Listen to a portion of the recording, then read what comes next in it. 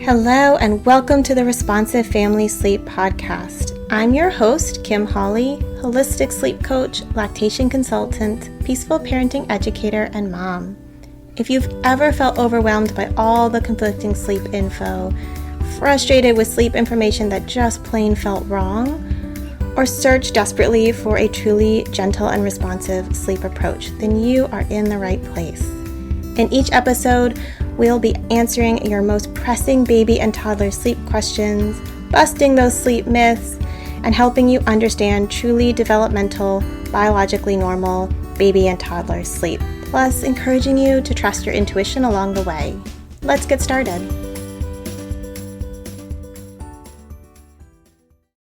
Hello and welcome back to the podcast. We are talking about early morning wake-ups today. And this can be such a challenge, right? Those early wake-ups, they can be really persistent and really hard to handle as a parent. And so we're going to go through some of the common causes. And we're doing this now in particular because I find that there's a reasonable percentage of parents who are struggling with early wakes in the summer for very, specific seasonal reasons. So we'll get into that in just a moment. So first of all, I think it's good to have a little expectation management, right? And that is that most kids tend towards being morning people. They tend to wake up on the early side. So sometimes feeling like your baby's waking really early is like a mismatch, right? Because you want to sleep later. And I'm starting here because, a baby waking at 6:30 is not a baby waking early in the morning. Like, it might feel that way, and I'm not saying it's easy to cope with, but, 6 a.m. or later is pretty typical for a baby or a toddler or a young child. And so there's obviously cultural patterns here, and like I said, individual differences. But when I'm thinking about early waking, I'm thinking about earlier than 6 a.m. And in that sort of 6 a.m. to 7 a.m. or whatever the parents are feeling is manageable, it's often a little expectation management as well as, can that baby sleep later? Who knows, right? Depends. But just a reminder that babies aren't adults, so they're not necessarily going to sleep in as late as we want them to sleep into. And that's just how their bodies work at this age, right? They tend to be early wakers. Now, I say that kind of laughing to myself over here because my oldest was totally a night owl and he never woke up early, but he also never went to bed early. So that brings me to one of the biggest reasons babies wake up early and toddlers wake up early, particularly in Western countries, and that is an early bedtime. And so really that means sleep distribution, right? Because a kiddo only needs so much sleep in 24 hours, and they're only going to get so much of that sleep at night.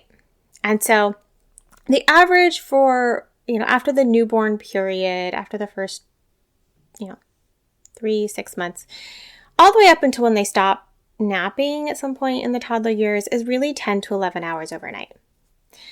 And so if you have a really early bedtime and your baby only needs 10 hours of sleep at night, then they're going to wake up really early, right? A 7 o'clock bedtime gets you a 5 to 6 a.m. wake up at that 10 to 11 hours. So this, of course, isn't true for every baby or toddler. But a lot of times those obsessions that we have, which are cultural, with really early bedtimes contribute to those really early morning wake-ups. Now, the flip side can be true, right? Babies that are pushed well past when they should go to sleep, are up way too long, are dysregulated around bedtime. Sometimes they also wake up early. It's like they just don't get into as deep and restful and restorative as sleep because they are dysregulated, because they're kind of all amped up at bedtime. And that can sometimes lead to an earlier morning wake-up time. Not always, right? And then another reason is too much daytime sleep. So babies that nap a lot during the day really, really have a high amount of daytime sleep. Sometimes just don't need as much sleep overnight, right? Again, we only need so much sleep in 24 hours. So if you're on the high end for naps and you're not a really high sleep needs kiddo, then you could have a shorter nighttime, right? Maybe that baby only needs 9 hours at night. So they could be going to bed at 8, but if they had lots of daytime sleep or just, tend towards a shorter night, then that again gets us to 5 a.m. wake up, right? Not a super early bedtime, but still an earlier morning wake up. So point here being realistic about your baby's actual sleep needs and what distribution of sleep makes sense for their needs and how those pieces go together. That is a big place to troubleshoot if you're struggling with early morning wakes.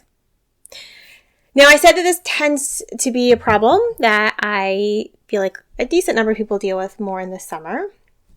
And that is because of the environmental effects on when we fall asleep and when we wake up.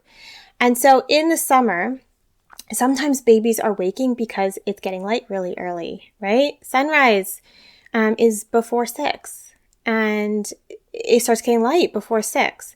And so if you don't use blackout curtains, then it could be just the environmental cue, right? The room is getting lighter and baby is ready to wake up. Your toddler's ready to be up with the sun. That's totally normal. In the winter, it's like the reverse happens, right? Sometimes babies' bedtime trends really early because it gets dark so early and they just get tired earlier and then they wake up earlier because of that early bedtime. But this time of year, it's that light coming in. Although if you are lucky, maybe bedtime trended later because so much light in the evening and then maybe they sleep through that morning sunrise and you actually get a later morning wake up. You never know. Kids are funny. So we have that environmental cue, right? Because light is such a driver of our circadian rhythm. And then we have things, other environmental cues like temperature, right? The body temperature changes throughout the night, but also probably your room temperature does too. Gosh, from old houses to new houses, so many of my clients struggle with temperature regulation in the bedroom. And so, it could be your kiddo could be getting hot or your kiddo could be getting cold. And so that could be working on stabilizing the room temperature. It could be adjusting their layers if you can do that during a night wake when if they always have a tendency by the end of the night to need a different number of layers or add socks or take socks off or, what have you. And then, it could be simple things like they have a dirty diaper. Or it could be that they're hungry if they're not feeding regularly throughout the night, depending on your nighttime dynamics, or thirsty. And we all sleep lighter, as the night goes on. And so things that might not have bothered them earlier in the night with high sleep pressure might really bother them at 4 or 5 a.m. And, back to the environment along the lines of light, I forgot to mention like sound, right? So big trash truck comes, careening down your street. Some babies, that's gonna bother them. Or maybe you are up really early and making noises and that bothers them. If you are actually an early waker and like your time to yourself, that tends to be me with my kids. I like to get up before them. I'm a morning person. And I don't wake them up because luckily, but that can definitely be, a factor, noises inside the home. So there are a lot of reasons babies wake early, and there are a lot of avenues to try to troubleshoot the pattern and try to coax them. Fundamentally, we're not going to get a baby sleeping way later than their circadian rhythm lets them. So there's also a matter of fix what you can control, right? Troubleshoot what you can. Get some blackout curtains, try a later bedtime. Experiment with how much napping they need. Look at their physical needs and things that might be bothering them. Maybe they just need more support, and if you can do so safely and you feel comfortable doing some co-sleeping, doing some bed sharing for the last couple hours of the night. Like, there's so many ways to think about how can we maybe get that 5 a.m. wake up a bit later, right? But I think it's also good to remember that we're not going to fundamentally change their internal rhythm. So if we want our kiddo to sleep until 7:30 or 8 and they are a 5:30 a.m., almost no matter what we do, wake up, that's not going to happen, right? That is really unrealistic. And so it's like a little bit of fix what you can fix, troubleshoot what you can troubleshoot, but then we also have to be realistic and maybe make some changes in our own sleep pattern so that we can be better rested, right? And just kind of cope with what is the reality right now. At some point, they'll be teenagers. They'll be sleeping in late. You won't need to get up with them if they get up earlier than you, right? They can get up, they can get themselves a snack, they can sit down with an activity. And so sometimes we actually have to tweak our own sleep rhythms to the extent that we can to make that balance. So early morning wake-ups, they are tricky, they can be frustrating, they can be hard to troubleshoot. Sometimes it is really just as simple as an early bedtime. Sometimes it is much more complex and takes some creative thinking. So I hope this at least gives you a starting point. And if you're stuck with a really persistent early wake-up time, know that you are not alone. You're definitely not alone. It is a really, really common problem and struggle for many parents.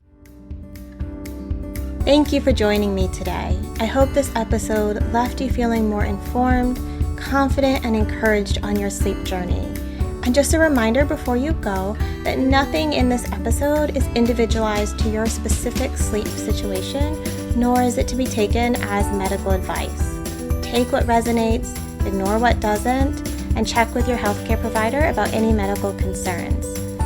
Take a moment to subscribe to this podcast so that you'll never miss an episode. And take a moment to rate, review, or share an episode you love on social media. All of that helps parents just like you find me, this podcast, and this gentle and responsive sleep information. I'll see you next time.